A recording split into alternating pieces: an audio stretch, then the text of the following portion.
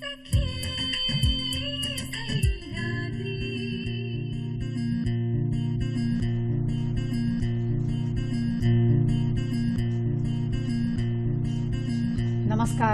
सखे सह्याद्रीमध्ये तुम्हा सर्वांचं मनपूर्वक स्वागत. आज युग असं आलेलं आहे की प्रत्येकच जण आपण काही कामानिमित्त अनेक गोष्टींसाठी म्हणून घराबाहेर पडत असतो. घरी सुरक्षित परत यावं ही अर्थातच प्रत्येकाची इच्छा असते. विशेषतः महिलांच्या बाबतीत हा प्रश्न जास्ती कळीचा मुद्दा समजला जातो. याला कारणं अनेक आहेत. याला सामाजिक कारणं आहेत, याला मानसिक कारणं आहेत. थोडीफार प्रमाणामध्ये महिलांनी सुद्धा स्वतःच्या बद्दल जागरूक राहण्याची आवश्यकता उत्पन्न झालेली आहे. आपण आज असं म्हणू शकत नाही की महिला आहेत त्याच्यामुळे त्यांनी 7च्या आत घरात यावं, ही आजकालची मुळी मागणी नाहीच आहे. मग त्या दृष्टीने जर विचार करायचा झाला तर महिलांना जास्तीत जास्त सुरक्षित बाहेर वाटावं किंवा त्यांना घरी यायला जर उशीर होत असेल तर त्यांना कुठल्याही प्रकारचं असुरक्षित वातावरण वाटू नये, ही जबाबदारी आपल्या प्रत्येकाची आहे, त्या महिलेची सुद्धा आहे. ह्याच्यावर अनेक विचारवंत विचार करतात, अनेक गोष्टी त्याच्यासाठी केल्या जातात. ह्या कार्यरत गोष्टी करत असतानाच आपल्याला अनेक गोष्टींची माहितीही नसते की खरोखर पोलीस दल, रेल्वेमधले पोलीस आपल्यासाठी कुठले विचार करतायत, आपल्यासाठी कुठल्या हेल्पलाईन्स त्यांच्या उपलब्ध आहेत आणि त्याच्यावरती आपण आपला प्रवास कसा सुरक्षित करू शकतो. नेमकं हेच लक्षात घेऊन आजचा आपला जो सखी सह्याद्रीचा विषय आहे तो विषय असा आहे की लोकलमधील महिला सुरक्षा. लोकलमधील महिला सुरक्षा हा अत्यंत महत्त्वाच्या विषयावर आपण बोलतोय. जास्तीत जास्त आमचा हा विषय समोर आणण्याचं कारण असं आहे की आज रेल्वेनी सुद्धा अनेक गोष्टी महिलांना उपलब्ध करून दिलेल्या आहेत, त्या आपल्यापर्यंत पोचत नाहीत आणि म्हणून आपल्याला एक सतत अशी एक जाणीव असते किंवा घरच्यांनाही अशी एक काळजी किंवा भीती असते की उशीर होणार आहे तर आपण नेमकं काय करायला पाहिजे. ह्याच्याच वरती आज आपण चर्चा करूया. चर्चेमध्ये सहभागी ज्यांना आपण करून घेतलं आहे त्यांचं आपण स्वागत करूया. त्या आहेत रुपाली अंबुरे. नमस्कार. आजच्या सखी सह्याद्रीमध्ये मी तुमचं मनापासून स्वागत करते. खूप खूप आभारी. रुपाली मॅडमच्या बद्दल सांगायचं झालं तर मी असं म्हणेन की आजचं त्यांचं जे पोस्टिंग आहे ते पोस्टिंग असं आहे की त्या पोलीस उपआयुक्त, मध्य परिमंडळ, मुंबई लोहमार्ग पोलीस. खरं सांगायचं तर गेली 10 वर्ष त्या ह्या क्षेत्रामध्ये आहेत. अत्यंत चोख आणि छान कामगिरी करतायत. महिलांसाठी अनेक प्रश्न त्यांनी ऐरणीवर आणलेत आणि त्याची सोडवणूक कशी करावी ह्याही बाबतीत त्या विचार करतात. एवढंच नाही तर त्या शिक्षणाने कम्प्युटर इंजिनियर आहेत. त्याच्यामुळे मला असं वाटतं की त्यांच्याशी जे बोलणं आहे त्या दोन्ही रूपाने आपल्याला होऊ शकेल. आपण त्यांच्याशी बोलायला अर्थातच उत्सुक असाल तेव्हा तुम्हाला लागणार आहेत आमचे दूरध्वनी क्रमांक, चटकन उतरवून घ्या. ते असे आहेत 022. अर्थातच मुंबईच्या बाहेरच्या प्रेक्षकांच्यासाठी हा STD कोड आहे 24908050 आणि 24988050. रुपाली, आपण जेव्हा असं म्हणतो ना की एखादी गोष्ट आधी केली आणि मग सांगितली तर त्याच्यामध्ये जास्ती तुम्हाला काहीतरी एक ज्याला म्हणतो की प्रेरणा मिळू शकते किंवा आपण जास्त चांगल्या पद्धतीने ती मांडू शकतो. तुमचा जन्म मुंबईत झालेला आहे. तुम्ही प्रवास खूप मुंबईच्या लोकलमधून केलेला आहे. हा लोकलमधून प्रवास करत असताना कुठेतरी महिलांचे प्रश्नही तुमच्या समोर आले असतील किंवा ते जर सोडवायची मला संधी आली तर मी नेमकं कशा प्रकाराने सोडवीन असे काहीतरी विचार तुमच्या मनामध्ये त्यावेळेला येत होते का? नक्कीच. रेल्वे ही मुंबईची लाईफलाईन म्हणून ओळखली जाते आणि प्रत्येक मुंबईकर हा रेल्वेशी अगदी चांगल्या पद्धतीने परिचित असतो. माझाही जन्म, शिक्षण मुंबईत झालेलं आहे. त्या दरम्यान भरपूर रेल्वेने मी प्रवास केलेला आहे. विशेषतः जेव्हा ॲडमिनिस्ट्रेटिव्ह फील्डमध्ये यायचा असा विचार केला आणि त्या दृष्टीने मी प्रिपरेशन करत होते त्यावेळेस ठाण्याला मला CD देशमुख इन्स्टिट्यूटला नेहमी ट्रेनने जायला लागायचं. त्यावेळेस गर्दीत प्रवास करत असताना मला भरपूर अनुभव आले की तेव्हा असं वाटायचं की बापरे, एवढी गर्दी, मग त्यामध्ये होणारे क्राईम्स आहेत किंवा ज्या काही महिलांना फेस कराव्या लागणाऱ्या समस्या आहेत, तर या समस्या कधीतरी आपल्याला जर सोडवायची संधी मिळाली तर नक्कीच आपल्यासाठी ते एक चॅलेंज असू शकेल. आणि नशिबाने मला ती संधी या पोस्टवर आल्यामुळे मिळाली. त्या दृष्टीने त्याच्यामुळे मी पॉझिटिव्हली काम करते. बरोबर. रुपाली, असं असतं ना की अनेक पुरस्कार आपल्याला मिळतात. काही पुरस्कार आपण देतो आणि ती प्रेरणा आपण घेत असतो. तर सह्याद्री वाहिनीने जो एक प्रेरणा पुरस्कार दिला होता तर त्याच्या संबंधितली छोटी चित्रफीत आपण ध्वनी चित्रफीत आपण बघूया आणि मग आपल्या कार्यक्रमाला आपण सुरुवात करूया. नक्कीच.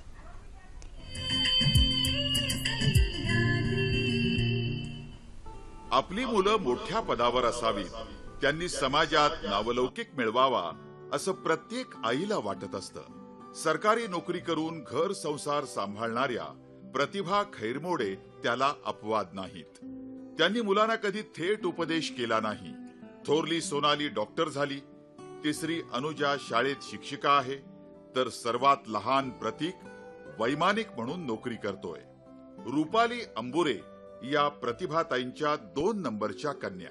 बीई कम्प्युटर पूर्ण केल्यानंतर त्या हवाई सुंदरी म्हणून एअर इंडियात नोकरी करू लागल्या. मात्र त्या नोकरीत रुपाली रमल्या नाहीत. जनतेची सेवा करता यावी म्हणून त्या पोलीस दलात दाखल झाल्या. नाशिकच्या महाराष्ट्र पोलीस अकादमीत प्रशिक्षण पूर्ण करून रुपाली अमरावतीत पोलीस उपअधीक्षक म्हणून रुजू झाल्या. जळगावमध्ये उपविभागीय पोलीस अधीक्षक पदी कार्यरत असताना रुपाली अंबुरे यांनी पहिला सायबर गुन्हा उघडकीस आणला. पोलीस अकादमीत सहाय्यक संचालक म्हणून काम करताना 2011 मध्ये पहिली महिला संचालक कवायत होण्याचा मान रुपालींना मिळाला. नाशिक शहराच्या सहाय्यक पोलीस आयुक्तपदी असताना त्यांनी प्रजासत्ताक दिनी संचलनाचं नेतृत्व केलं. 2014 मध्ये पोलीस उपायुक्त मध्य परिमंडळ लोहमार्ग म्हणून रुपाली अंबुरे यांची नेमणूक करण्यात आली आहे. त्या पदावर काम करणाऱ्या त्या पहिल्या महिला पोलीस अधिकारी आहेत. पोलीस खात्यात कर्तव्य बजावित असताना आईच्या पावलावर पाऊल ठेवून रुपाली अंबुरे कौटुंबिक जबाबदाऱ्याही सक्षमपणे पार पाडित असतात. आपल्या यशाचं श्रेय त्या आईला प्रतिभाताईंनाच देत असतात. 4 चौघींसारखं आयुष्य जगताना आपल्या मुलांना यशोशिखराच्या वाटचालीची प्रेरणा देणाऱ्या प्रतिभा ईश्वर खैरमोडे यांना प्रेरणा पुरस्कार देऊन सह्याद्री वाहिनी त्यांचा सन्मान करीत आहे.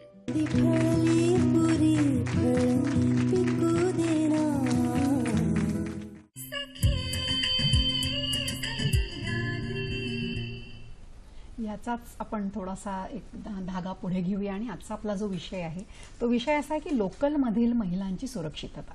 जेव्हा मी अनेक वेळेला लोकलमधून प्रवास आपण करत असतो त्यावेळेला महिलांना अनेक प्रश्नांना सामोरं जावं लागतं. अनेक समस्या त्यांच्या समोर येत असतात. तर ह्या कुठल्या समस्या नेमक्या आहेत असं तुम्ही म्हणाल? मुंबई रेल्वे कार्यक्षेत्रात जर आपण बघितलं तर दररोज 75 लाख प्रवासी प्रवास करतात. त्यामध्ये जवळपास 30% प्रमाण हे महिलांचं आहे, ज्या शिक्षण असेल किंवा व्यवसाय असेल, नोकरी या निमित्ताने रेल्वेतून प्रवास करतात. मुंबईमध्ये प्रवासाच्या दृष्टिकोनातून रेल्वे हे अत्यंत स्वस्त आणि सहज उपलब्ध असं साधन असल्यामुळे आणि जलदही असल्यामुळे त्याला प्रेफरन्स जास्त असतो. त्याच्यामुळे पीक आवर्समध्ये जर आपण पाहिलं तर गर्दीचं प्रमाण हे खूप जास्त असतं. मग अशा गर्दीच्या वेळेस गर्दीच्या अनुषंगाने या गर्दीचा फायदा घेऊन अनेक प्रकारचे गुन्हे या ट्रेनच्या परिसरामध्ये घडतात किंवा डब्यांमध्ये घडतात. महिलांच्या डब्यामध्ये होणारी पर्स चोरी आहे, मोबाईल स्नॅचिंग आहे, चेन चोरी आहे. त्याचबरोबर अनेकदा असंही होतं की फटके मारूनही बॅग ड्रॉपिंगचं प्रमाण आहे. त्याचबरोबर गर्दीचा फायदा घेऊन अनेकदा मोलेस्टेशन, इव्ह टीजिंग यासारखे प्रकार होतात. कारण FOBवर वगैरे गर्दीच्या पिरियडमध्ये भरपूर गर्दीचं प्रमाण जास्त असतं. तर त्यामुळे महिलांना ह्या काही समस्या आहेत ज्या डेली त्यांच्या दैनंदिन प्रवासामध्ये फेस कराव्या लागतात. त्याचबरोबर अनेकदा असंही होतं की घाई गर्दीमध्ये FOBचा वापर न करता काही वेळेस रेल्वे ट्रॅकही क्रॉस केले जातात. मग त्यावेळेसही ॲक्सिडेंट्स काही प्रमाण आहे. तर हे दैनंदिन प्रवासामध्ये महिलांना ह्या समस्या दररोज भेडसावतात. आपण जेव्हा असं म्हणतोय की जेव्हा जास्तीत जास्त लोकल ट्रेनला गर्दी असते म्हणजे ऑफिस अवर्स म्हणा किंवा तर त्याच्या व्यतिरिक्त सुद्धा ज्या वेळेला महिला उशिरा प्रवास करत असतात की ज्या वेळेला साधारण संध्याकाळ झालेली असते, खूप उशिरापर्यंत त्यांना ऑफिसमध्ये काही काम असतं, काही वैयक्तिक कामांनी बाहेर पडलेल्या असतात, अशा वेळेला महिला खूप लोकल ट्रेन रिकामी असते. त्या रिकाम्या लोकल ट्रेन मध्ये सुद्धा अनेक समस्या त्यांना सामोरं जावं लागतं. तर अशा वेळेला महिलांनी कुठली जबाबदारी घ्यावी किंवा महिलांनी नेमकी सुरक्षिततेबद्दलची कुठली पावलं उचलावीत असं तुम्ही म्हणता? रात्रीच्या वेळेस स्पेशली हा खूप छान प्रश्न विचारलात आपण. कारण रात्रीच्या वेळेस आता मुंबईमध्ये वर्किंग वुमनचं प्रमाण एवढं वाढलेलं आहे की रात्री उशिरानेही महिला प्रवास करतात. मग अशा वेळेस प्रवास करताना महिलांनी जे डबे पूर्वसंरक्षित आहेत त्या डब्यांमधूनच प्रवास केला पाहिजे असं एक मी सगळ्या प्रेक्षकांना सांगू इच्छिते. मुंबई रेल्वेमध्ये रात्री 9 ते सकाळी 6 या वेळेमध्ये 3 डबे, या 3 डब्यांमध्ये सशस्त्र कर्मचारी, 2 सशस्त्र कर्मचारी आणि 1 होमगार्ड असे 3 डबे पूर्वसंरक्षित केलेले आहेत. आणि त्या डब्यांमध्येच जर महिलांनी प्रवास केला तर नक्कीच त्यांना सुरक्षित वाटेल आणि निर्भय वाटेल. याबाबत रेल्वे प्रशासनाकडून रात्री उशिरा अनाउन्समेंट्सही होतात की महिलांनी या डब्यामध्येच बसावं, जेणेकरून काही प्रसंग उद्भवला तर त्यांना तात्काळ मदत मिळू शकेल.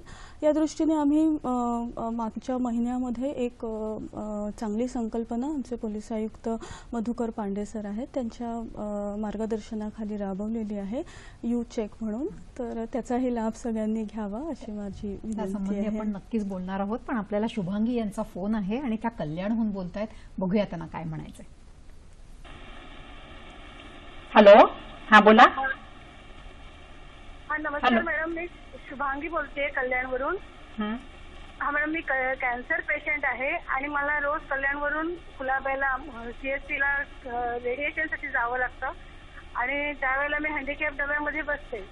तर त्यावेळेला आम्हाला खूप म्हणजे त्रास होतो आणि माझ्याबरोबर म्हणजे आता बघते मी प्रेग्नंट लेडीज असतात, म्हाताऱ्या बायका असतात. तर माझा थोडी अशी म्हणजे रिक्वेस्ट असे की लेडीज डब्यामध्ये लेडीजसाठी स्पेशल हँडिकॅप डबा होण्याची काही सोय होईल का, असं मला खूप म्हणजे इच्छा आहे. प्लीज. तुमचा प्रश्न बरोबर आहे. हँडिकॅप डब्यामध्ये बसताना बरेच वेळेला हे प्रश्न खूप निर्माण होतात, त्याच्यावरती तुम्ही काय म्हणता? अपंगांचा हा प्रश्न खरोखरच खूप जेन्युइन प्रश्न आहे आणि प्रत्येक ट्रेनमध्ये अपंगांसाठी डबा राखीव आहे. अपंगांनी त्यातून प्रवास करणं अपेक्षित आहे. परंतु त्या डब्यातूनही प्रवास करताना अनेकदा गर्दी किंवा त्या डब्यांमध्येही जास्त प्रवासी असल्यामुळे काही त्रास महिलांना होऊ शकतात. परंतु जर महिलांसाठी असा स्पेशल अपंगांचा राखीव डबा जर करायचा आहे तर ती बाब रेल्वे प्रशासनाच्या अखत्यारीखाली आहे. तर त्याबाबत जर आपण प्रवासी संघटनांमार्फत जर रेल्वेला त्या दृष्टीने जर विनंती केली तर नक्कीच त्याचा विचार रेल्वेकडून केला जाईल. आपण आत्ता जे म्हणालात ना की रेल्वेच्या बाहेर अशा डब्यांवरती त्याच्यावरती चिकटवलेलं असतं एक स्टिकर आणि त्या स्टिकर बघून तुम्ही त्या डब्यामध्ये प्रवेश केलात तर तुम्हाला कुठेतरी ती सुरक्षित असं एक प्रवास होऊ शकतो तुमचा. हे जे डबे आहेत हे डबे संपूर्ण रेल्वेचे डबे म्हणजे जी रेल्वे ट्रेन असते त्याच्या बरोबर मध्यभागी असतात किंवा पुढे असतात, मागे असतात, कसेही ते येऊ शकतात. कसं होतं की माझे एक सोय किंवा सुरक्षा मी नेहमी बघत असते. सुरक्षिततेपेक्षा सुद्धा मी सोयीला महत्व देते की आता मी उतरले प्लॅटफॉर्मवरती आणि समोर डबा होता त्याच्यामध्ये मी शिरले, बरोबर आहे. किंवा दुसरं असं असतं की मला ज्या ठिकाणी उतरायचंय त्या ठिकाणी जर तो डबा लांब असेल तर कदाचित मी ते टाळते. तर तुम्ही ह्या संबंधी नेमकं महिलांना काय सांगाल? मला महिलांना हेच सांगायचं आहे की सोयीपेक्षा त्यांनी सतर्कतेला जास्त प्राधान्य द्यावं, कारण सतर्कता हीच सुरक्षा आहे. त्याच्यामुळे थोडंसं आपल्याला जास्त चालायला लागलं किंवा थोडंसं गैरसोयीचं होत असेल तरीही रात्री उशिरा प्रवास करताना महिलांनी जे स्टिकर आम्ही पूर्वसंरक्षित डब्यांवर लावलेले आहेत त्याच डब्यांमध्ये त्यांनी बसावं आणि त्या डब्यांमध्ये आतमध्ये गेल्यावर जर त्यांना सुरक्षाकर्मी दिसला नाही काही कारणास्तव तर त्यांनी तात्काळ जो आमचा हेल्पलाईन क्रमांक आहे 9833331111 या नंबरवरती संपर्क करावा. आमची हेल्पलाईन अत्यंत सक्रिय आहे. आपला फोन आल्यानंतर तात्काळ राखीव मनुष्यबळातून तिथे कर्मचारी पुरवण्याची व्यवस्था आम्ही केलेली आहे. त्याच्यामुळे माझं महिलांना हेच सांगणं आहे की रात्री उशिरा जेव्हाही तुम्ही प्रवास करत आहात 9 ते 6 या वेळेत तर तुम्ही कृपया ह्या पूर्वसंरक्षित डब्यांमध्येच बसून प्रवास करा. बरोबर. निर्भयाबद्दल आम्ही खूप ऐकलेलं आहे की निर्भयाचं जे तुमचं एक पथक आहे त्या पथकांच्या मार्फत सुद्धा अनेक कामं या महिलांच्या सुरक्षिततेसाठी केली जातात. तर त्याच्याविषयी थोडी माहिती देऊ शकाल? रेल्वेमध्ये महिलांच्या डब्यात जनरली गर्दीच्या वेळेस चेन चोरी, मोबाईल चोरी किंवा पर्स खेचण्याचे गुन्हे गळ्यातले काही घडतात, प्रकार चेन असतील. स्नॅचिंगचे प्रकार वगैरे होतात. मग महिलांच्या डब्यामध्ये गर्दीच्या वेळेस पुरुष कर्मचारी जाऊन तिथे काही प्रिव्हेंटिव्ह मेजर्स घेऊ शकत नाही. मग अशा वेळेस एक 3 वर्षांपूर्वी हा निर्भया स्क्वॉड मुंबई रेल्वेमध्ये स्थापन केला. निर्भया स्क्वॉड चा मेन उद्देश आहे निर्भया म्हणजे फिअरलेस किंवा भयमुक्त. म्हणजे निर्भया पथक हे ह्यासाठी स्थापन केलेले आहे की त्यामुळे महिला प्रवाशांना आम्ही एक भयमुक्त वातावरण देऊ शकू. आणि या निर्भया पथकामध्ये सगळ्या महिला कर्मचाऱ्यांची नेमणूक केलेली आहे. आता सध्या रेल्वे पोलीस आयुक्तालयामध्ये एकूण 35 महिला कर्मचारी ज्यांना खास विशेष प्रशिक्षण दिलेलं आहे. गुन्हेगारांचं प्रोफाइलिंग असेल, फर्स्ट एड असेल, सेल्फ डिफेन्स असेल आणि गुन्हेगारांवर कशी लक्ष ठेवायचं याबाबत त्यांना ट्रेन केलेलं आहे. आणि या महिला साध्या वेशामध्ये प्रवासी बनूनच त्या प्रवासी डब्यामध्ये प्रवास करतात. आणि जेव्हा त्यांना अशी एखादी घटना दिसते, चोरी होते आहे किंवा काही इव्ह टीजिंगचा प्रकार होतो आहे, तर ह्या महिला तात्काळ त्यामध्ये आक्षेप घेऊन त्या परिस्थितीला हाताळतात आणि चोर पकडतात. निर्भया पथक स्थापन केल्यापासून या निर्भया पथकाची कामगिरी खूप सुंदर आहे.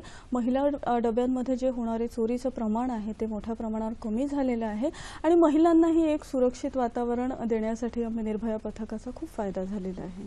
एक प्रश्न आलेला आहे. नंदकिशोर आपल्याशी बोलतायत औरंगाबादहून. बघूया त्यांना काय विचारायचं. हॅलो, बोला. नमस्कार मॅडम. माझा असा प्रश्न आहे की अपंगांचा जो डबा लांब पल्ल्यांच्या गाड्यांना असतो, तर त्याची जी कोच निर्धारित संख्या असते ती इंजन पासून सुरुवातीला असते किंवा कधी मागे असते लांब पल्ल्यांच्या गाड्यांना. तर त्याच्या संदर्भात दादर आणि ठाणे इथे अनाउन्सिंग केलं जातं. अपंगांना त्याची सूचना दिली जाते की डबा क्रमांक तुमचा इंजनच्या समोर आहे की पाठीमागे लागणार आहे.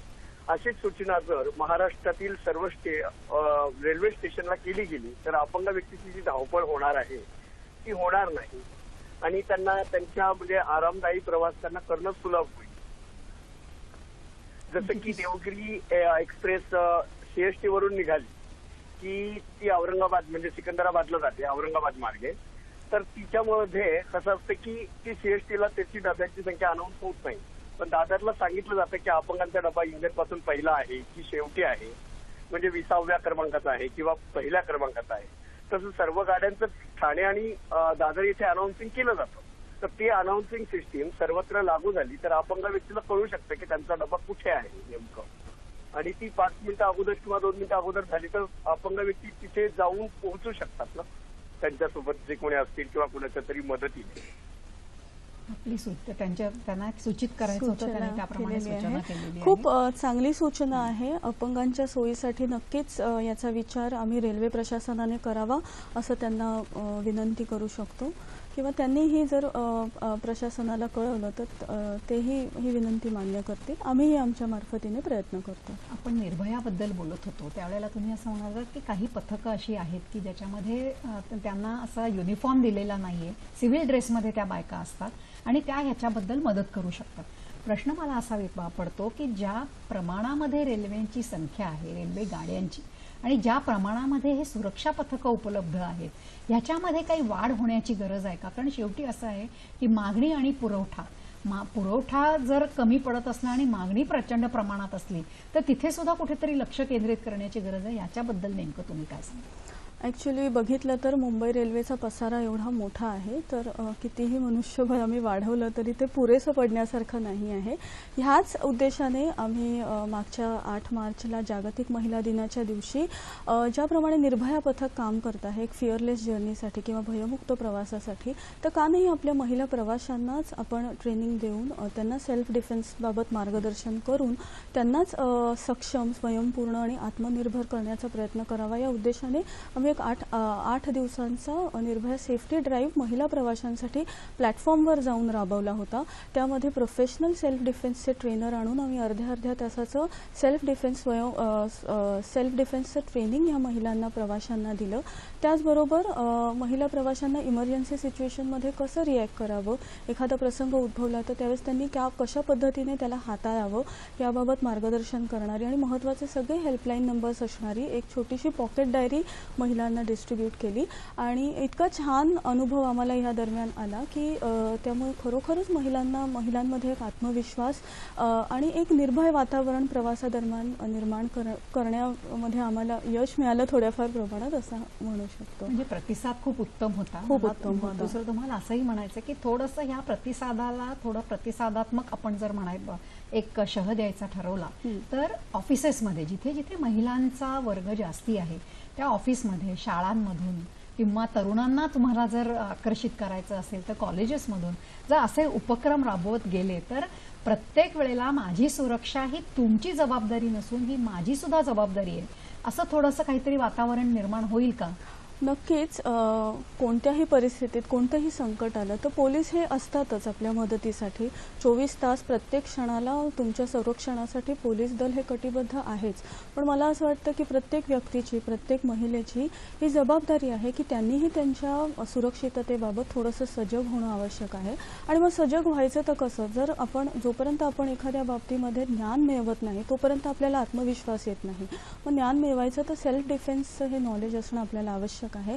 बेसिक फर्स्ट एडचंही नॉलेज असणं आवश्यक आहे.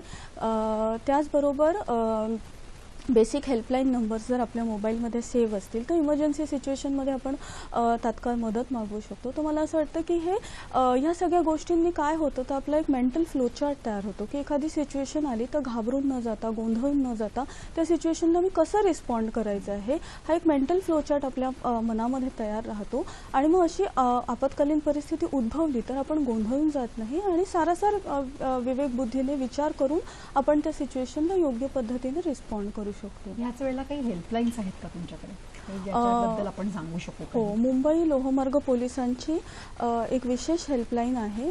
त्याचा नंबर आहे 9833331111. मला असं वाटतं की आपल्याला थोडंसं लक्ष द्यायला पाहिजे. एक फोन आपल्याकडे आलेला आहे. भारती माहीमकर आपल्याशी बोलतायत, वरळीहून बोलतायत. त्या बघूया त्यांना काय विचारायचं. हॅलो, बोला. हॅलो, बोला. नमस्कार. नमस्कार. हा, मी भारती माईनकर बोलतेय. माझा प्रश्न आहे, रोज रेल्वेने प्रवास करणाऱ्या महिलांनी काय काळजी घ्यावी? त्याच्याच वरती खरं आपण आज आत्ता बोलत होतो की निर्भयासारख्या अनेक गोष्टी आहेत की जे अनेक उपक्रम राबवले जातात. प्रश्न मॅडम असा असतो की उपक्रम खूप छान असतात पण ते लोकांपर्यंत पोहोचत नाहीत आणि म्हणून त्याची अंमलबजावणी जी आहे कुठेतरी कमी होते. आजचा आपल्या कार्यक्रमाचा उद्देश असा आहे की ज्या काही चांगले प्रकल्प आहेत ते लोकांपर्यंत पोहोचवावेत आणि ह्या माध्यमातून लोकांना जास्तीत जास्त तुम्ही त्यांच्यापर्यंत जर ती सगळी माहिती घेऊन पोहोचू शकलात तर अर्थातच तुम्ही जे उपक्रम राबवताय त्याचा योग्य प्रकारे उपयोग सुद्धा महिला करू शकते. जेव्हा आपण असं म्हणतो ना की महिलांना जर तुमच्या डोळ्यापुढे आपण धरलं तर एक तरुण आणखीन ह्याच्या बरोबर त्या अनेक गोष्टी करू शकतात. तर वृद्ध महिला सुद्धा प्रवास करत असतील तर या वृद्ध महिलांच्या बद्दल नेमकं तुम्ही काय सांगाल? कारण सेल्फ डिफेन्स जेव्हा आपण म्हणतो तेव्हा कराटे सारख्या काही गोष्टींचं प्रशिक्षण घेणं, पटापट मोबाईलवरून संपर्क साधणं हे कदाचित तरुणांपर्यंत ते शक्य होईल. पण महिला जर वृद्ध असेल, वृद्ध महिला जर प्रवास करत असतील तर त्यांच्या दृष्टीने काय योग्य पावलं उचलायला पाहिजे? मला असं वाटतं की वृद्ध महिला किंवा वृद्ध प्रवासी जर आपण पाहिले आपल्या रेल्वे प्रिमाइसेसमध्ये तर मला असं वाटतं की जे यंग जनरेशन आहे किंवा तरुण प्रवासी आहेत यांची काही जबाबदारी अशा प्रवाशांप्रतीही आहे. जर असे काही इन्सिडेंट्स एखाद्या महिला प्रवाशासोबत होत आहे तर आजूबाजूच्यांनी केवळ बघ्याची भूमिका न घेता त्या सिच्युएशनमध्ये त्या वृद्ध व्यक्तीला तात्काळ मदत करणं आवश्यक आहे. आणि मग अशा वेळेस जर पोलीस आजूबाजूला असतील तर पोलिसांना तात्काळ संपर्क करणं आवश्यक आहे. आणि मग त्या वृद्ध प्रवाशांना कशी इमिजिएटली मदत मिळू शकेल यामध्ये आजूबाजूच्या प्रवाशांनीही मोलाचा रोल किंवा मोलाचं सहकार्य देणं अपेक्षित आहे. सगळ्यात महत्त्वाचं आपण आज महिलांच्या बद्दल बोलतोय पण बरेच वेळेला रेल्वेमध्ये हरवलेली मुलं हा सुद्धा एक मोठी समस्या असते. जिथे तुम्ही मुस्कान ह्या म्हणजे पद्धतीचं एक ऑपरेशन काढलं आणि ते रेल्वे पोलिसांच्या दृष्टीने तो एक खूप महत्त्वाचा मुद्दा होता, महत्त्वाचा भाग होता आणि त्यांचं सहकार्य तिथे सगळ्यात जास्ती होतं. तर ह्या म्हणजे मुस्कान ऑपरेशन बद्दल आम्हाला थोडी माहिती द्या. ऍक्च्युली ऑपरेशन मुस्कान हे भारत सरकारकडूनच त्याबाबत सूचना आल्या होत्या की त्या पूर्ण भारतभर राबवावं. त्यामुळे महाराष्ट्र राज्यामध्ये माननीय आमचे पोलीस महासंचालक यांच्या मार्गदर्शनाखाली पूर्ण महाराष्ट्रभर हे ऑपरेशन मुस्कान राबवण्यात आलं. आणि मुंबईमध्ये विशेषतः रेल्वे परिसरामध्ये अशा पळून आलेल्या किंवा हरवलेल्या मुलांचं प्रमाण खूप जास्त आहे. त्याच्यामुळे ही गरज ओळखून आमचे पोलीस आयुक्त माननीय मधुकर पांडे यांनी याला विशेष महत्त्व दिले, विशेष प्रशिक्षण आयोजित केलं आमच्या कर्मचाऱ्यांसाठी. त्याचबरोबर काही NGOजनाही यामध्ये सहभागी करून घेतलं, कारण मुंबईमध्ये फिल्मी दुनियेमुळे अट्रॅक्शनचा भाग खूप जास्त आहे. लहान मुलं किंवा किशोरवयीन मुलं या अट्रॅक्शनमुळे आकर्षणापोटी मुंबईमध्ये येतात. अनेकदा असंही होतं की गरिबीला कंटाळून किंवा काही कौटुंबिक वाद किंवा काही रोजगार कामधंदा मिळेल या उद्देशानेही अशी लहान मुलं मुंबईमध्ये रेल्वेने येतात आणि मग रेल्वेने आल्यानंतर प्लॅटफॉर्म परिसरामध्ये ती मुलं फिरताना आढळतात. मग अशा वेळेस या मुलांना ताब्यात घेऊन त्यांना CWC समोर हजर करून मग त्यांचे जर पालकांचा शोध घेतला जातो आणि मग पालकांच्या ताब्यात त्या मुलांना दिलं जातं. जर कोणी पालकांनी अशा मुलांचा शोध घेऊ नाही शकलो आणि पालक नाही मिळाले तर मग या मुलांची रवानगी आम्ही सुधारगृहामध्ये करतो. ह्या ऑपरेशन मुस्कानमध्ये आमच्या लोहमार्ग पोलिसांनी खूप उत्कृष्ट कामगिरी केलेली आहे. जवळपास 1152 मुलं आम्ही या मोहिमेदरम्यान एका महिन्यामध्ये शोधून त्यापैकी 950 मुलं ही त्यांच्या पालकांच्या ताब्यात दिलेली आहेत आणि उरलेली मुलं सुधारगृहात पाठवलेली आहेत. तर माझ्या माहितीप्रमाणे मुंबई लोहमार्ग पोलिसांनी पूर्ण महाराष्ट्राचा जर विचार केला तर खूपच उत्कृष्ट कामगिरी केलेली आहे आणि त्यामध्ये आमच्या सगळ्या कर्मचाऱ्यांचं अधिकाऱ्यांचं खूप मोठं योगदान आहे. खूप मोठं योगदान आहे, मोठं सहकार्य आहे आणि सहभाग पण आहे. आपल्याला अनिल देवकर विचारू इच्छित आहेत आणि ते अहमदनगरहून बोलत आहेत. बघूया काय म्हणायचं. Hello hello. हा बोला. रेल्वेने प्रवास करताना खूप चोऱ्या होतात, त्याबद्दल काय बॉस? हॅलो. हा, त्याच्याच संबंधी आज आपण बोलतोय की त्यांचा असा प्रश्न होता की चोऱ्या खूप होतात रेल्वेने प्रवास करताना. एक तर पल्ला लांबचा असतो आणि त्या मनाने तो ज्याला आपण सॉफ्ट टार्गेट्स म्हणतो तसं ते थोडं सोपं जात असावं. तर त्याच्यावर नेमकं आपण काय करायला पाहिजे आणि काय केलं जाऊ शकतं? रेल्वेने प्रवास करताना विशेषतः महिलांना मला हे सांगायचं आहे की आपण ऑफिसला जात असतो, आपल्या पर्समध्ये आपला मोबाईल किंवा काही कॅश वगैरे आपण कॅरी करतो. तर मला असं सांगायचं आहे की ट्रेनमध्ये चढताना किंवा गर्दीमध्ये असताना आपली पर्स ही आपण सांभाळून आपल्या जवळ घेतली पाहिजे. झेप आपल्या पुढच्या साईडला ठेवली पाहिजे. जर मोबाईल असेल किंवा कॅश असेल तर ती आतमध्ये कुठेतरी चोर कप्प्यामध्ये ठेवली पाहिजे. आणि चढताना उतरताना मोबाईल फोनवर बोलणं थोडंसं टाळलं पाहिजे, जेणेकरून चढता उतरताना तुमचा मोबाईल स्नॅच होणार नाही. आपण जर काही दागिने घातले असतील तर किमान गर्दीमध्ये असताना आपण ते जर झाकू शकलो किंवा कोणत्याही प्रकारे संरक्षित करू शकलो तर आपण तो प्रयत्न केला पाहिजे. आणि आतमध्ये डब्यामध्ये चढल्यानंतरही प्रवासादरम्यान आपण थोडंसं अलर्ट राहणं आवश्यक आहे की आपल्या आजूबाजूला कोणी गर्दीचा फायदा घेऊन झिप उघडत नाहीये ना, किंवा आपल्या चेनला हात लावत नाहीये. किंवा अनेकदा असंही होतं की महिला डब्यामध्ये बसल्यानंतर आपलं सामान असतं, लॅपटॉपच्या बॅग्स असतात, पर्स असतात, त्या रॅकवर ठेवतात आणि मग इतर ठिकाणी जाऊन बसतात. मग अशा वेळेस आपण जर आपलं काही मौल्यवान सामान असेल तर ते आपल्या सोबतच ठेवावं आणि जरी रॅकवर ठेवलं तरी किमान आपलं लक्ष त्या ठिकाणी राहील या दृष्टीने त्यांनी थोडंसं लक्ष ठेवलं पाहिजे. आणि अनेकदा असं बघितलं जातं की कारण नसताना आपण अनावश्यक म्हणजे काही महत्त्वाचे डॉक्युमेंट्सही आपण डेली आपल्या पर्समध्ये कॅरी करतो. काही क्रेडिट कार्ड्स असतात, ATM कार्ड्स असतात किंवा पॅन कार्ड सारखं महत्त्वाचं डॉक्युमेंट असतं. तर जर ते अवॉइड करणं शक्य असेल तर अवॉइड करा. आणि स्पेशली क्रेडिट कार्ड किंवा ATM कार्ड जर तुम्ही कॅरी करत असाल तर त्याचा पिन नंबर किंवा पासवर्ड जो असतो तो कृपया त्या कार्डवरती लिहू नका, कारण अगदीच दुर्दैवाने चोरी झाली तर किमान आपलं काही नुकसान तरी त्यामध्ये होत नाही. आणि ओव्हरऑल प्रवासामध्ये गर्दी असो किंवा गर्दी नसो आपण सतर्क राहा, हेच बेस्ट सोल्युशन आहे. म्हणजे सगळ्यात महत्त्वाचं म्हणजे आपल्याकडे एक अशी म्हण आहे की आपलं जपावं आणि दुसऱ्याला यश द्यावं. अशाही पद्धतीत कुठेतरी आपलीही जबाबदारी आहे ती जर आपल्या वस्तू सांभाळायच्या असल्या तर. दुसरा महत्त्वाचा एक मुद्दा आपण पुढे काढूया, तो म्हणजे की सेफ्टी डायरी ही तुम्ही खूप छान काढलेली आहे. त्याच्या संबंधी थोडी माहिती जर आपल्या महिलांना किंवा आपल्या प्रेक्षकांना दिली तर जास्ती चांगलं होईल. मागच्या वर्षी 8 मार्चला जागतिक महिला दिनाच्या दिवशी महिलांसाठी सेफ्टी वीक आम्ही सेलिब्रेट केला आणि मग त्या वीकमध्येच महिलांना जर आपल्याला सक्षम बनवायचं आहे तर मग त्यांना अशी एक डायरी आपण जर दिली की ज्यामध्ये कोणत्याही सिच्युएशनला त्यांनी कसं रिस्पॉन्ड करावं याबाबत मार्गदर्शन असेल, फर्स्ट एड बाबत थोडंसं नॉलेज असेल, कायद्याविषयक थोडंसं त्यांना जुजबी नॉलेज आपल्याला देता येऊ शकेल. आणि मुंबईत कुठेही वावरताना प्रवासामध्ये ज्या काही इमर्जन्सी सेवा आहेत, मग हॉस्पिटल आहे, ब्लड बँक्स आहेत, किंवा टॅक्सी सर्व्हिस आहे, किंवा मग रेल्वेतनं प्रवास करताना रेल्वेचे हेल्पलाईन क्रमांक आहेत.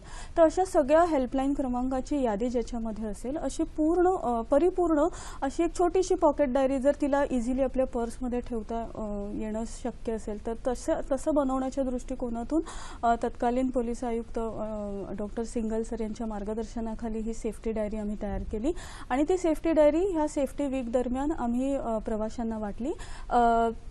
त्याचा फायदा असा होतो की प्रवासामध्ये महिलेला कोणतीही समस्या आली तर तात्काळ मग हेल्पलाईन नंबर शोधायचा, तर त्याच्यामध्ये सगळे हेल्पलाईन नंबर्स अवेलेबल आहेत आणि ही सेफ्टी डायरी खूप चांगला रोल प्ले करते आहे. जवळपास 10,000-10,500 कॉपीज आम्ही ह्याच्या प्रवासामध्ये महिला प्रवाशांना वाटलेले आहेत. अनेक पुरुष प्रवासीही आमच्याकडे आले आणि म्हणाले आम्हालाही ही डायरी द्या, आम्ही आमच्या बहिणीला मुलीला ही डायरी देऊ शकू. तर खूप छान रिस्पॉन्स या सेफ्टी डायरीलाही आला. याच्याबद्दल मी असं सांगेन की ती डायरी नुसती घेऊ नका, तर ती वाचा आणि वारंवार जर तुम्ही वाचली तरच तुमच्या लक्षात राहील आणि जेव्हा आपत्कालीन परिस्थिती उत्पन्न होईल त्यावेळेला त्या डायरीची चटकन आठवण होईल. आपल्याला अशोक देसाई आपल्याशी बोलतायत आणि ते अकोल्याहून बोलतायत. बघूया ते काय म्हणतात. नमस्कार. नमस्कार. मॅडम, माझा प्रश्न असा आहे अंबुरे मॅडमला. Hello madam. हा बोला, विचारा. हा, माझा प्रश्न असा आहे, मी मुलुंडमध्ये माझी एकदा पर्स हरवली होती आणि ठाण्याला आल्यानंतर माझ्या लक्षात आलं की माझी पर्स हरवलेली आहे. ठाणा पोलीस स्टेशनला गेलो मी, रेल्वे पोलीस स्टेशनला. त्याला माझी कंप्लेंट द्यायला गेलो तर कंप्लेंट घेताना ते मला तुम्ही कुर्ल्याला जा, इथे कंप्लेंट घेता येत नाही. असं नकारार्थी उत्तर काय येतं? अशा वेळी आम्ही काय करायचं? खरंय, कुठे तक्रार करावी हे थोडंसं माहिती पाहिजे लोकांना. चांगला प्रश्न आहे यांचा. ॲक्च्युली तक्रारदाराला जिथे रिअलाईज होतं की आपली चोरी झालेली आहे त्याने तात्काळ तिकडच्या नजीकच्या पोलीस स्टेशनला जाऊन आपली तक्रार ते नोंदवू शकतात आणि ज्या ठिकाणी चोरी झालेली आहे त्याच ठिकाणी जाण्याची काही गरज नाही. आपण ज्या ठिकाणी आपण हे आपल्या लक्षात आलेलं आहे त्या तिथून आपल्याला जे काही जवळचं पोलीस स्टेशन आहे त्या ठिकाणी जाऊन आपण आपली तक्रार 0ने नोंदवू शकता आणि मग त्या पोलीस स्टेशनकडून ज्या ठिकाणी तो गुन्हा घडलेला आहे तिथून ती तक्रार तर वर्ग होऊन त्याचा तपास केला जातो. त्याच्यामुळे ज्या ठिकाणी गुन्हा झालेला आहे तिथेच जाण्याची गरज नाही. कुठल्याही पोलीस स्टेशनला आपण जाऊन आपली तक्रार देऊ शकता. पण जेव्हा असं म्हणतोय ना की या सुरक्षिततेसंबंधी आपण महिलांच्या त्यांना जास्ती मार्गदर्शन करतोय, तर एखादी हेल्पलाईन वगैरे आपण त्यांना सांगू शकू का की जिथे ते संपर्क साधू शकतील? तर ती हेल्पलाईन नेमकी काय आहे? मुंबई लोहमार्ग पोलिसांसाठी 9833331111 ही हेल्पलाईन आहे. हा संपर्क क्रमांक आहे. प्रवाशांना प्रवासादरम्यान येणाऱ्या कोणत्याही समस्येसाठी ते या हेल्पलाईनवरती संपर्क करू शकतात. या हेल्पलाईनचा रिस्पॉन्स खूप फास्ट आहे. इथला स्टाफ खूप सक्रिय आहे आणि इथून तात्काळ मदत आपल्याला देता येणं शक्य होतं. तर प्रवाशांनी हा नंबर कृपया आपल्या मोबाईलमध्ये सेव्ह करून ठेवावा अशी माझी विनंती आहे. आपल्याला अंकित यांचा फोन आहे, ते मुंबईहून बोलतायत. बघूया काय म्हणतात. हेलो. हेलो. हाँ बोला. हाँ मैडम, अंकित चौहान बोल रहा हूँ मुंबई से. मुझे रूपाली मामरे मैडम से क्वेश्चन पूछना था. एक आज उनका इंटरव्यू चल रहा है. हाँ पूछिए. हाँ मैडम, पहले तो आपके चैनल पर आपका बहुत बहुत धन्यवाद कि आप इतने सेंसिटिव मुद्दे पे बातचीत कर रहे हैं. मेरा क्वेश्चन ये था कि ये जो यू चेक नाम के आजकल हम पोस्टर देख रहे हैं, जगह जगह लगे हुए हैं ट्रेन में वगैरह, तो इसका क्या है, इसका मीनिंग क्या है? मुझे तो इसके बारे में ज्यादा पता नहीं है, तो आप इसके बारे में थोड़ा डिटेल से बता पाएंगे? यू नो यू चेक आज आम्ही सगळेच जण बघतोय. आम्हाला प्रचंड उत्सुकता आहे की हे नेमकं काय अभियान आहे यू नो यू चेक. तर त्याच्याबद्दल त्यांनी माहिती विचारली आहे, तर तुम्ही सांगू शकता. खूपच छान प्रश्न विचारला यांनी. फारच म्हणजे हे सजग आणि जागरूक नागरिक दिसत आहेत, कारण यांनी हे ऑब्झर्व केलं ट्रेनमध्ये हे पोस्टर्स लागलेले आहेत. तर मागच्या महिन्यातच ही संकल्पना आमचे सध्याचे पोलीस आयुक्त मधुकर पांडे सरांनी ही संकल्पना त्यांच्या याच्यातून राबवलेली आहे. तर यामध्ये 3 स्टेजेसवरती ही संकल्पना आम्ही राबवलेली आहे. यू नो यू चेक आणि वी रिस्पॉन्ड. यू नो यासाठी आम्ही एक स्टिकर बनवलेलं आहे की रात्री प्रवास करणाऱ्या महिलांना पूर्वसंरक्षित डबे ओळखता यावेत आणि ह्या डब्यामध्येच आपण बसणं अपेक्षित आहे, जेणेकरून आपल्याला त्या डब्यामध्ये सशस्त्र पोलीस त्या डब्यामध्ये असेल. त्या दृष्टीने हे स्टिकर बनवलेलं आहे. हे जे निळं स्टिकर आहे ते आपण बघू शकता. याच्यामध्ये लिहिलेलं आहे की सदरचा महिला डबा हा पोलीस पूर्व संरक्षित डबा आहे आणि या डब्यामध्ये पोलीस आहे.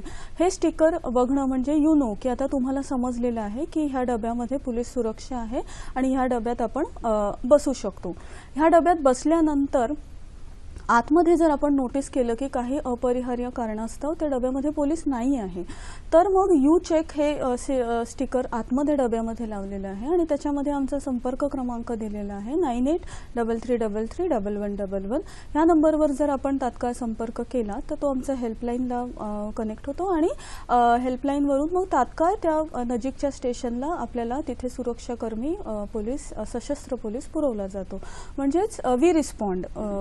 3 स्टेजेस झाल्या की यू नो, प्रत्येक प्रवाशाला महिला प्रवाशाला हे समजावं की यू नो या स्टिकरच्या माध्यमातून यू चेक, तुम्ही बघा तो पोलीस आहे की नाही आणि मग देन इफ जर तो नाही आहे तर मग वी रिस्पॉन्ड की आम्ही मग तात्काळ तिथे आमच्या राखीव मनुष्यबळातून कर्मचारी पुरवतो. ही जी you know you check we respond ही सिस्टीम आहे, याचा मेन उद्देश हाच आहे की महिला डबा जे आम्ही पूर्व संरक्षित करतो त्या डब्यामध्ये महिला बसल्यानंतर त्यांना सुरक्षित फील व्हावं आणि तिथे कोणत्याही परिस्थितीमध्ये सुरक्षाकर्मी नाही आहे असं होऊ नये आणि महिलांचा प्रवास निर्भय आणि सुखकर व्हावा, सुरक्षित व्हावा, या दृष्टीने ही संकल्पना राबवलेली आहे आणि खूप छान याला प्रतिसाद मिळालेला आहे. तुम्ही जी हेल्पलाईन देताय ती खरं सांगायचं तर प्रत्येक महिलेने ज्या रेल्वेनी प्रवास करतात अशा रेल्वेतून प्रवास करणाऱ्या प्रत्येक महिलेने आपल्या मोबाईलवरती इमर्जन्सी म्हणून तो नंबर फीड करून ठेवावा. कारण काही वेळेला हा नंबर एकदम आठवेलच असंही नाही, तर समोर असताना तो महत्त्वाचा. म्हणजे आपण जेव्हा म्हणतोय ना की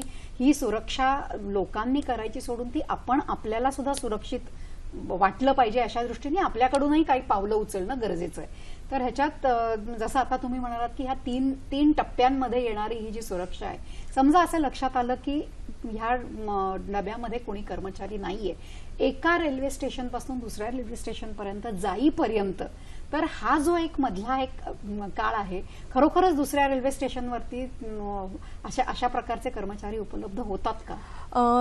त्याचसाठी वी रिस्पॉन्ड ही स्कीम आहे की यामध्ये आम्ही प्रत्येक रेल्वे स्टेशनला, प्रत्येक पोलीस स्टेशनला आमचं राखीव मनुष्यबळ ठेवलेलं आहे की जर चुकून काही अपरिहार्य कारणास्तव एखादा डबा पोलीस संरक्षित होऊ नाही शकला, कारण अनेकदा काय होतं की रेल्वेचं टाइम टेबल थोडंसं बदलत राहतं, कधी ट्रेन उशिरा पोचते आणि मग ज्या डब्याला सुरक्षा द्यायची आहे त्यापर्यंत आमचा सुरक्षा कर्मचारी पोहोचू शकत नाही. मग अशा वेळेस जर तो डबा रिकामा सुटत असेल तर मग तिथे इमर्जन्सीला आपल्याला तात्काळ मदत देता यावी, आमचा कर्मचारी तिथे पोचावा, यासाठी प्रत्येक पोलीस स्टेशनला आम्ही राखीव मनुष्यबळ ठेवलेलं आहे आणि मग त्यातूनच आम्ही असा जर डबा सुटलाच, असं फार रेअर कंडिशनमध्ये होतं, पण सुटलाच तर मग तात्काळ आम्हाला तिथे कर्मचारी पोहोचवता येतो.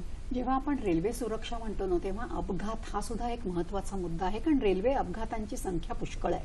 अशा वेळेला बरेच वेळेला असं होतं की रेल्वेत अपघात झालाय पण त्यांच्या कुटुंबियांना सुद्धा तो समजत नाही. तर अशा पद्धतीत असे विचार रेल्वेकडून नेमके काय केले जातात? अपघातांचं प्रमाण रेल्वेमध्ये खरोखरच खूप जास्त आहे. दररोज जर आपण प्रमाण बघितलं तर सरासरी 10 ते 11 फेटल ॲक्सिडेंट होतात, म्हणजे लोकांचे जीव जातात. तेवढ्याच प्रमाणामध्ये अपघातही होतात की ज्याच्यामध्ये लोकांना कायमचं अपंगत्व येतं किंवा त्यांना कायमची डिफॉर्मिटी येते. तर अशा परिस्थितीमध्ये ह्या अपघातांना आळा घालण्यासाठी आम्ही नेहमीच जनजागृती करत असतो, परंतु तरीही असे अपघात घडतात. कारण अनेकदा प्रवासी घाईमध्ये असतात, चालत्या ट्रेनमध्ये चढतात, उतरतात किंवा रेल्वे ट्रॅक क्रॉस करतात आणि मग असे अपघात घडतात. पण मग अशा अपघात झाल्यानंतर त्यांच्या नातेवाईकांना त्यांची माहिती मिळणं हे खूप अवघड काम असतं, कारण रेल्वेचं कार्यक्षेत्र एवढं मोठं आहे मुंबईचा परिसर की कुठल्या पोलीस स्टेशनला जाऊन ते नातेवाईक शोध घेतील आणि जर एखाद्या व्यक्तीकडे त्याची आयडेंटिटी नसेल तर आम्हालाही त्याच्या नातेवाईकांपर्यंत पोहोचणं फार अवघड होतं. मग अनेकदा असे अनआयडेंटिफाईड व्यक्ती किंवा बॉडीज आमच्याकडे असतात आणि मग त्यांचा शोध कसा लावायचा ही फार मोठा यक्षप्रश्न होता. तर तत्कालीन आमचे पोलीस आयुक्त प्रभात कुमार सर यांनी हा प्रॉब्लेम थोडासा अभ्यास केला आणि त्यामध्ये एखादी अशी मध्यवर्ती यंत्रणा असावी की ज्यामध्ये हे संपूर्ण डेटाबेस आपल्याला सेव्ह करता येईल आणि मग तो नागरिकांनाही उपलब्ध करता येईल, या दृष्टीने त्यांनी शोध ही वेबसाईट सुरू केलेली आहे. आपण पाहू शकता www.shodh.gov.in ही वेबसाईट आहे. या वेबसाईटमध्ये हरवलेली बालकं, त्यानंतर अपघातात मृत्युमुखी पडलेले व्यक्ती किंवा ज्यांचे कोणी नातेवाईक नाही आहेत किंवा पालक नाही आहेत अशी मुलं, या सगळ्यांचा डेटाबेस त्यांच्या फोटो सकट त्यांची माहिती या वेबसाईटवरती उपलब्ध केलेली आहे, जेणेकरून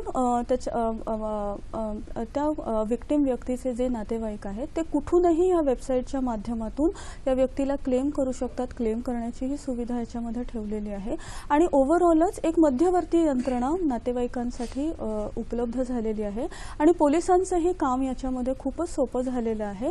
कारण अनेकदा रेल्वे स्टेशन्सवरती किंवा हॉस्पिटल्समध्ये, शवागृहामध्ये, पोलीस स्टेशनला नातेवाईकांना येणारा त्रास, प्रत्येक ठिकाणी जाऊन त्या व्यक्तीचा शोध घेणं, यामध्ये जाणारा वेळ, श्रम, या सगळ्याला आता फाटा दिला जाऊ शकतो आणि केवळ एक शोध या वेबसाईटच्या माध्यमातून बरीचशी माहिती नातेवाईकांना उपलब्ध होऊ शकते. याच्या संबंधी मला असं वाटतं की आपण जेव्हा निर्भयावरती बोलत होतो, त्या निर्भयाची माहिती जेव्हा तुम्ही आम्हाला देत होतात, तर निर्भयाची काही हेल्पलाईन आहे का आणि ती आपण देऊ शकू का प्रेक्षकांना? निर्भयाची अशी वेगळी हेल्पलाईन नाही आहे, पण निर्भया व्हॉट्सॲप हेल्पलाईन म्हणून आम्ही एक मागच्या वर्षी वुमन्स डेच्या दिवशी एक सुरू केलेला प्रोजेक्ट आहे.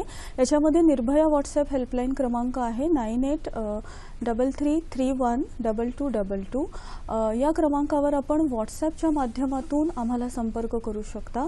ह्या प्रोजेक्टला पण खूप छान रिस्पॉन्स मिळालेला आहे. आम्ही हे प्रोजेक्ट ॲक्च्युली मुंबईपुरतं मर्यादित ठेवलेलं होतं, मुंबई कार्यक्षेत्रापुरतं, पण ऑल ओव्हर भारतातून आम्हाला या व्हॉट्सॲपवरती मेसेजेस येऊ लागलेले आहेत आणि अनेक ठिकाणी आम्ही त्या महिलांना, संकटग्रस्त महिलांना आमच्या माध्यमातून मदत पुरवून खूप चांगली कामगिरी या व्हॉट्सॲपच्या माध्यमातूनही केलेली आहे. मुख्य म्हणजे जसं तांत्रिक शिक्षण किंवा तंत्रज्ञानाने अनेक क्षेत्रामध्ये मदत केली, तसं तुम्हाला असं वाटतं का की तुम्ही त्या बाबतीत शिक्षण घेतलेलं आहे? तुम्ही कॉम्प्युटर इंजिनियर आहात, तेव्हा कॉम्प्युटर इंजिनियर आणि पोलीस दलाचं असं दोन्यांचं तंत्रज्ञानाच्या माध्यमातून चाललेलं आणि प्रेक्षकांच्या किंवा सगळ्या लोकांच्या पर्यंत पोहोचण्याचं हे जे माध्यम आहे जास्ती प्रभावी झालं असं तुम्हाला वाटतं का?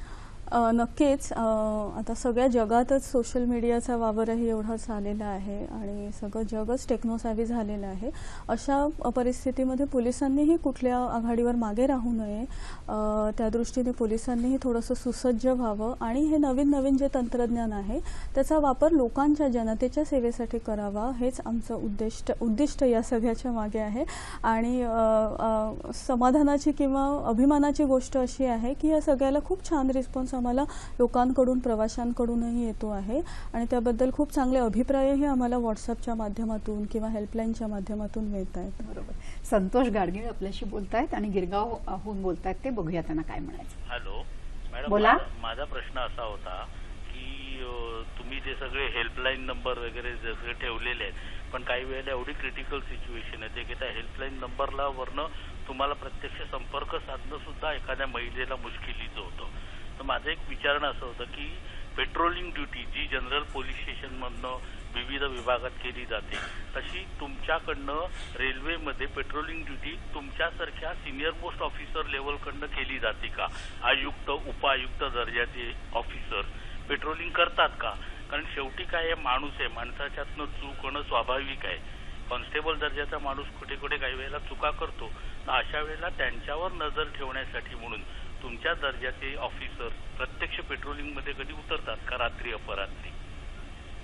चांगला प्रश्न आहे हा, कारण प्रत्येक गोष्ट आपण देत असतो पण त्याचा योग्य वापर होतोय की नाही हे सुद्धा एक जरब असते ना शेवटी. तर तुम्ही काय म्हणाल? खूपच छान प्रश्न विचारला, कारण की फक्त कर्मचाऱ्यांवर अवलंबून न राहता किंवा सगळी जबाबदारी कर्मचाऱ्यांवर न टाकता अधिकाऱ्यांची ही जी जबाबदारी आहे ती नक्कीच आम्ही सगळे पार पाडतो. सरप्राईज व्हिजिट्स आमच्या पोलीस स्टेशन्सला होतात, त्यावेळेस प्लॅटफॉर्मला व्हिजिट दिली जाते. नाईट राऊंडला सुद्धा अधिकाऱ्यांनाही नाईट राऊंड्स असतात, सिनियर लेवलचे अधिकारीही नाईट राऊंड्स करतात आणि त्यामध्ये हे जे पेट्रोलिंगचा जो आपण मुद्दा उपस्थित केला, हे पेट्रोलिंग हे सगळ्याच लेवलच्या अधिकाऱ्यांकडून होत असतं आणि त्यामध्ये काही अशी विशेष बाब नाही आहे, कारण पोलिसांसाठी पेट्रोलिंग हे अतिशय नित्याची गोष्ट आहे. रात्री नाईट ड्युटी असणं, नाईट पेट्रोलिंग असणं किंवा दिवसाही प्लॅटफॉर्मवरती पेट्रोलिंग करणं, ह्या सगळ्या गोष्टी केल्या जातात. आपण जेव्हा असं म्हणतो ना की सुरक्षितता रेल्वेकडून पुरवली जाते, तर त्यांना काही विशेष ट्रेनिंग दिलं जातं का? कारण शेवटी असं आहे की काहीतरी अपघात घडतो किंवा काहीतरी आपत्कालीन स्थिती उत्पन्न होते, अशा वेळेला जे मदत करतात त्यांना सुद्धा वेगळ्या प्रकारचं ट्रेनिंग अर्थातच दिलं जात असणार, तर त्या ट्रेनिंगचं स्वरूप काय असतं? आम्ही आमच्या कर्मचाऱ्यांना बेसिकली फर्स्ट एडचं ट्रेनिंग दिलेलं आहे आणि अपघातग्रस्त लोकांना मदत करण्यासाठी रेल्वे स्टेशनच्या बाहेर ॲम्ब्युलन्सेस असतात, तिथे स्टाफ असतो. त्याच्यामुळे तात्काळ जो विक्टीम असतो त्याला स्टेशन मास्तर आणि आमचे GRPचे कर्मचारी यांच्या मदतीने त्याला त्या ॲम्ब्युलन्सपर्यंत पोहोचवलं जातं आणि मग त्याला ती ट्रीटमेंट सुरू होते. त्याच्यामुळे मेडिकल स्टाफ जो स्टेशनच्या बाहेर ॲम्ब्युलन्समध्ये असतो तो मग त्यांची जबाबदारी पार पाडतो. थोडीशी उत्सुकता अशी आहे की एखाद्या हेल्पलाईन वरून एखाद्या महिलेने फोन केला तर ती हेल्पलाईन तुमच्यापर्यंत पोहोचते आणि मग नंतर तुमची यंत्रणा ती कार्यप्रणाली कशी राबवते? एक छान उदाहरण मी आपल्याला सांगू शकते. म्हणजे फारच की पोलीस कोणत्या पद्धतीने आणि कशा प्रकारे समाजसेवा करू शकतात. महिलांच्या डब्यामध्ये प्रवास करताना अनेकदा असा अनुभव येतो की गरोदर स्त्रियाही असतात आणि अनेकदा असंही झालेलं आहे की महिलांना ट्रेनमध्ये प्रवास करतानाच प्रसूती वेदना सुरू झालेल्या आहेत. मग अशा वेळेस त्या महिलेने हेल्पलाईनला कॉन्टॅक्ट केलेला आहे आणि हेल्पलाईनने तात्काळ त्यांना प्रसंगाचं गांभीर्य घेऊन नेक्स्ट स्टेशन कोणतं आहे, तुम्ही कोणत्या स्टेशनला आहात हे सगळं विचारून नेक्स्ट स्टेशनला त्यांना उतरवून घेण्याची आणि त्यांना तात्काळ हॉस्पिटलला पोहोचवण्याची व्यवस्था सुद्धा आमच्या लोकांनी केलेली आहे. अनेकदा असंही झालेलं आहे की स्टेशनवरही बाळाचा जन्म झालेला आहे. तर हेल्पलाईनचं खरोखरच काम खूप छान आहे आणि एक प्रकारे हे जनतेची सेवाच आम्ही करत आहोत या माध्यमातून. जगदीश सावंत आपल्याशी बोलतायत, मुंबईहून बोलतायत. हॅलो हॅलो, हा बोला. आम्ही जगदीश सावंत बोलतो आहे. हा, मुंबईहून बोलतो आहे. हा हा हा बोला बोला. हा हा हा हॅलो. तर काय माहिती काय की तिकीट, हॅलो, रेल्वे स्टेशनचे प्रत्येक तिकीट विक्री केंद्र आहेत ना. हा बोला, आपला प्रश्न सलग विचारा कृपया. हा, तर तिकीट त्या ठिकाणी ते महिलांसाठी, अपंगांसाठी आणि नवीन प्रवाशांसाठी सूचना आणि गरजेचं जे आहे म्हणजे ज्या सूचना असतात त्या डोळ्यांना स्पष्ट दिसतील अशा तऱ्हेने जर प्रिंटेड म्हणजे पेंटिंग केलेले बोर्ड लावले, फलक लावले तर त्या तेवढ्या सावधगिरीने ते सगळ्या गोष्टी तंतोतंत पाळू शकतील आणि त्यांना मार्गदर्शन होईल. ही पण त्यांची एक महत्त्वाची सूचना आहे, त्याच्यावर तुम्ही काय म्हणा? ही पण सूचना ॲक्च्युली रेल्वे प्रशासनाच्या अखत्यारीतील बाब आहे. तर आम्ही आपली सूचना नक्कीच त्यांच्यापर्यंत पोहोचवण्याचा प्रयत्न करू आणि जास्तीत जास्त प्रवाशांना सुविधा देणं किंवा सोयी उपलब्ध करून देणं हेच आमच्या सगळ्यांचं एक एम आहे किंवा ध्येय आहे. तर नक्कीच आम्ही ही आपली सूचना रेल्वे प्रशासनाला कळवू. जेव्हा आपण सुरक्षा म्हणतो ना तेव्हा आपण मगासपासून असं सांगतोय की प्रत्येकाची जबाबदारी आहे. आज एक सामाजिक दृष्टिकोन सुद्धा महिलेकडे बघण्याचा एक वेगळ्या प्रकाराने येणं आवश्यक आहे. जेव्हा आपण म्हणतो की सुरक्षा, तर ती महिला किंवा पुरुष दोघांचीही असू शकते. महिलांच्या सुरक्षेबाबत आज सुद्धा बोलण्याची वेळ येते, कारण त्यांच्याकडे बघण्याचा सामाजिक दृष्टिकोन सक्षम नाहीये, नसावा किंवा सक्षम होत चाललाय. ह्या प्रक्रियेमध्ये आज आपण आहोत असंही म्हणायला हरकत नाही. तर ह्या दोन्ही बाजूनी आपल्याला बोलत असताना तुम्ही नेमकी सामाजिक दृष्टिकोनातनं नेमकं काय सांगाल? मला असं सगळ्या प्रेक्षकांना सांगायचं आहे की एक मानसिकता जी आहे ती बदलण्याची गरज आहे. असं म्हटलं जातं की woman is not opportunity but responsibility if she is alone.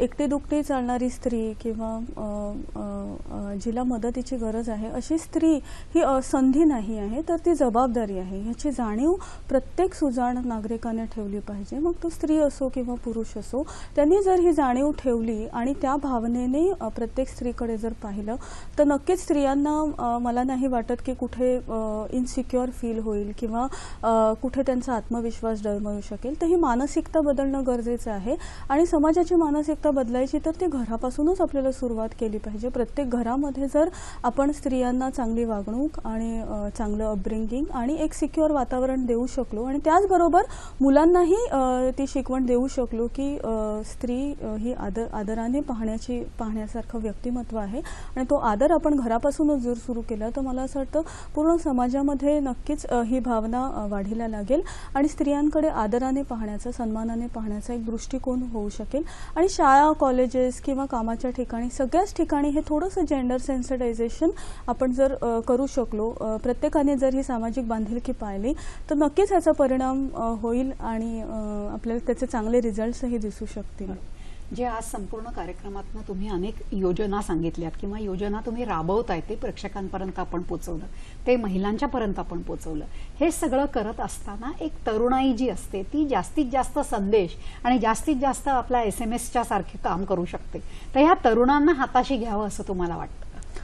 NGOच्या माध्यमातून म्हणा किंवा त्यांना एक जनजागृती झाली तर त्या जास्त चांगल्या प्रमाणात जनजागृती करू शकतात, कारण ते एक एनर्जी आणि एक फोर्स त्यांच्याकडे असतो. बरोबर आहे. आणि यूथ ऊर्जा असते आणि तरुणाईचं रेल्वेतून प्रवास करण्याचं प्रमाणही भरपूर जास्त आहे. शाळा आहे, कॉलेज आहे किंवा कामाच्या ठिकाणी हे तरुण वर्ग मोठ्या प्रमाणात प्रवास करत असतो. तर ह्या तरुणाईलाही आम्ही आमच्या कामामध्ये सहभागी करण्याचा विचार करत आहोत. NSSच्या माध्यमातून आम्ही त्यांच्या संपर्कातही आहोत आणि त्यांच्याकडूनही आम्हाला पॉझिटिव्ह रिस्पॉन्स मिळालेला आहे. NSSचे जे स्टुडंट्स आहेत त्यांना थोडंसं ट्रेनिंग देऊन किंवा त्यांना कशा प्रकारे आपल्याला या रेल्वेच्या सुरक्षेमध्ये वापरता येईल किंवा पोलिसांसाठी कान आणि डोळे म्हणून ते काम करू शकतील या दृष्टिकोनातून आमचा विचार चालू आहे आणि नक्कीच आम्ही या दृष्टीने काहीतरी लवकरच पॉझिटिव्ह करण्याच्या विचारात आहोत. कारण ही ऊर्जा जर आपण वापरली तर मला असं वाटतं की तुमच्याही सारख्यांना त्याची मदत होईल, संपूर्ण रेल्वे फोर्सला त्याची मदत केली जाईल आणि एक आपण जसं म्हणतो मगासपासून म्हणत असं आलेलो आहोत की आपली सुरक्षा ही सुद्धा आपली जबाबदारी आहे. तर त्याच्यामध्ये थोडंसं आपल्याला जास्ती पुढे जाता येईल. आता तंत्रज्ञान आहे, अनेक गोष्टी आहेत, काही थोडंसं भविष्यकालीन काही गोष्टी तुमच्या मनामध्ये आहेत का की ज्या अगदी थोडक्यात तुम्ही सांगू शकता? महिलांच्या सुरक्षेच्या दृष्टिकोनातून भरपूर संकल्पना आहेत. आमचे सध्याचे पोलीस आयुक्तही त्यावरती विचार करत आहेत. विशेषतः IIT पवईला आम्ही संपर्क साधलेला आहे की आमची लोकल पेट्रोलिंग स्कीम जी आम्ही राबवतो आहे त्यामध्ये काही फ्लॉज नाही आहेत ना, काही चुका नाही आहेत किंवा त्यामध्ये काही सुधारणा करता येऊ शकतील का, तर हे एक आमचा प्रोजेक्ट सुरू आहे. त्याचबरोबर पॅसेंजर्सचा काही डेटाबेस गोळा करून काही इमर्जन्सी सिच्युएशनमध्ये आम्हाला तात्काळ त्यांना मेसेजेस वगैरे पाठवता येतील का या दृष्टीनेही आमचं काम चालू आहे. त्याचबरोबर ज्या वातावरणात महिला प्रवास करतात त्या वातावरणात ज्यांच्याशी त्यांचा संपर्क येतो, पुरुष प्रवासी असतील किंवा प्लॅटफॉर्मवरचे जे वेंडर्स वगैरे आहेत, तर त्यांना सगळ्यांनाही जेंडर सेन्सिटाईज कसं करता येईल, महिलांकडे आदराने बघण्याची वृत्ती कशी वाढवता येईल या दृष्टीनेही आम्ही विचार करत आहोत. तर भरपूर योजना आहेत, भरपूर आहेत. आज तुम्ही इथे आलात, उत्तम माहिती दिली, त्याच्याबद्दल सखी सह्याद्रीतर्फे मनापासून आभार मानते. धन्यवाद. धन्यवाद.